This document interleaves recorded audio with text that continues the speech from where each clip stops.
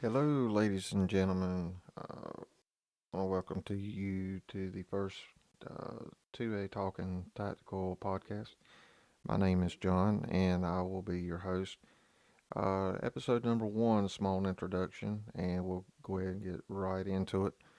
On 2A Talking Tactical, we're going to be discussing anything and everything related to firearms world, new regulations and laws. It's been implemented by legislation and ATF. A little bit of background about me. I am 52 years old. Uh, Worked in the public safety field from fire department to law enforcement.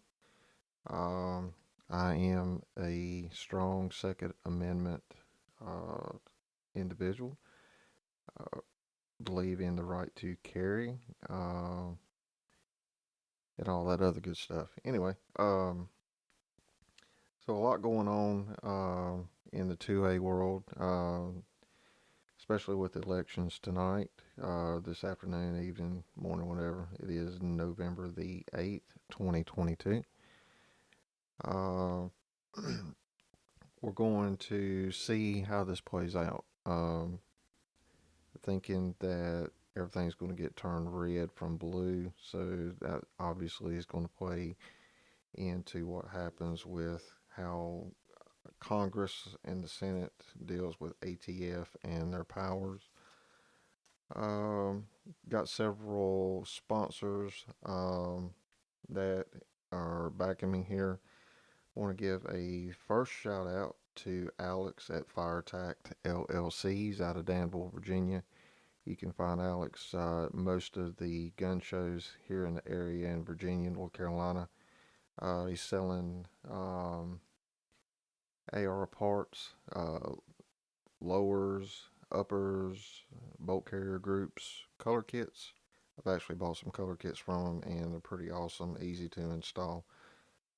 So one of the things that has recently come about, I think it was September 26th, ATF implemented on the NICS check, where if you are purchasing a long gun uh, and you are delayed or denied, they are asking for the applicant's uh, mailing address and phone number. What they're doing now is under um, bipartisan safer active. I'm trying to remember what the acronym is. BSCA, Bipartisan Safer Communities Act. Sorry about that. Anyway, so it was signed into law on June 25th, 2022, and they've been working towards the implementation of the enhanced background check between persons of 18 and 20, and also those, like I said, that have been delayed and or denied. So if you are delayed uh, or denied, ATF is going to ask the FFL holder who's doing the background check your address, name, date of birth, and I believe your phone number. And they are within 24 hours supposed to contact the local law enforcement agency. I've not got clarification on what the agency is supposed to do. Speculation is that they're going to come to your door, attempt to talk to you, and find out why you're trying to purchase a firearm, especially if you're denied. If you're denied, you should know and shouldn't even be applying. But there's a lot of opinion on that. But anyway, I'll leave that one at that. So with everything else going on, they've also implemented this on persons between the age of 18 and 20.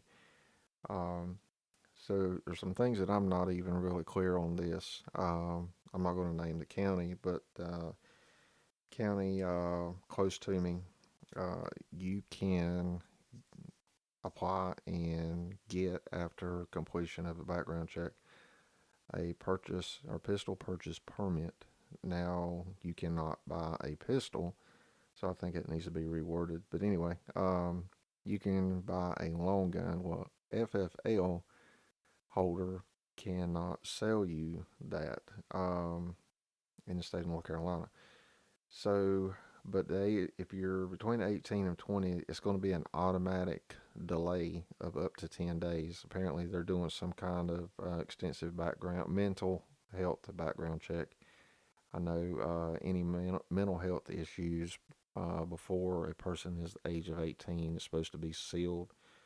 So I'm not sure exactly what's going on in the background, no pun intended, that they're looking into this and finding out, you know, what's what or what somebody may have before they turn the age of 18. So anyway, so that will all begin on November 14th. But I can tell you, we've had, I'm familiar with some delays that has happened even recent as today. And yes, the operator who's doing the next background check is asking for all that information, so they're already doing all that. Not sure what's going to happen after the election, if any of that's going to change. I know there's a bunch of states that have pending court cases that are debating on that right now, so we'll just have to wait and see how that goes.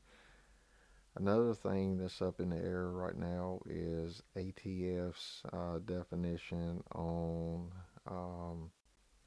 SBRs, short barrel rifles, um, and also on the I'm drawing a blank right now. Stabilizing brace. I know I have held a SBR with a stabilizing brace, and if you're familiar with what I'm talking about, it's one of those that it's kind of like a upside down U. It's got a piece of Velcro that's supposed to wrap around your forearm. Well, I couldn't even get my forearm in it to hold the rifle like you're supposed to. So I'm kind of lost on that part of it. I don't have great big arms, but I don't have pencil arms either. So anyway, I know that's up to debate. So anyway, I'm still working on some stuff, things to talk about. If you are in Forsyth County, North Carolina, and are on Facebook, um, me and a friend of mine started a group a while back, several years ago. We've changed the name of it at this time, but right now it's we made Forsyth County a Second Amendment protected county. That was back when all the sanctuary counties and states and all that was going on. So that is a Facebook group you can join. It's kind of died down here lately, especially since COVID started. Want to mention Pro Shots Range out in Rural Hall. They were helping us out with some stuff, but then COVID hit and kind of put the hiatus on everything. So I'm going to try to get back in touch with them and try to work on some classes and stuff like that. Um, so if you would, I am one of the administrators slash moderators on this group. Again, it's We Made Forsyth County a second, which is going to be a 2 ND Amendment Protected County. Go find us, join us. Um, try to keep all the politics out of that. Sometimes it's hard, but we've got several moderators that go in on a daily basis. I want to give a shout out to them because I've kind of fell slack on that. But if you make a post, it has to be approved because we don't want just anything and everything on there. It has to be related to firearms. But I'm hoping to, if you heard that, I apologize. Hoping to get all that on board and up to date. And in the future, I'm going to have some call ins. We're going to be talking about different things. As I stated in the beginning of the podcast, I've got some sponsors that's got behind me. I want to give a shout out to my main man, Joe Tilley. Sorry again if you're hearing that. So anyway, Joe Tilley at Walkertown Pawn and Gun in Walkertown, North Carolina, 2692 Old Hollow Road. He is an FFL holder.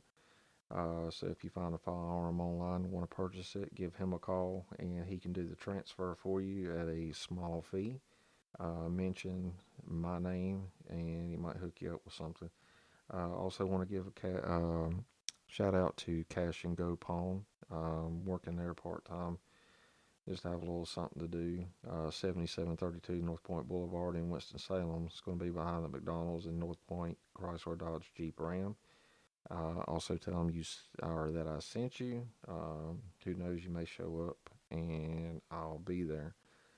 And again, like I said, I want to give a big shout out to Alex at FireTac LLC. His website is firetac.store. So go give him a look. Like I said, I bought some stuff from him. He's got some new stuff coming out. He might be sending me some stuff to look at and play around with. I may look at doing some video uh, podcast. Right now, I don't have my camera set up. I want to get comfortable with this before I do that.